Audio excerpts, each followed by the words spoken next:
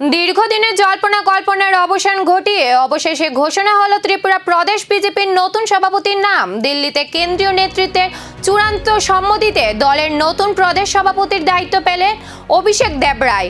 এই ঘোষণার পর রাজনৈতিক মহলে শুরু হয়েছে নতুন আলোচনার ঝড়। দীর্ঘদিন ধরেই ত্রিপুরা প্রদেশ বিজেপির নতুন সভাপতি কে হবেন তা নিয়ে চলছিল রাজনৈতিক জল্পনা ও কৌতূহল। বিভিন্ন নাম ঘিরে আলোচনার মাঝে অবশেষে আজ সব জল্পনার অবসান ঘটল। দিল্লির দরবারে সর্বভারতীয় বিজেপি নেতৃত্বের সম্মতিতে ত্রিপুরা প্রদেশ বিজেপির নতুন সভাপতি হিসেবে ঘোষণা করা হলো অভিষেক দেবরায়ের নাম।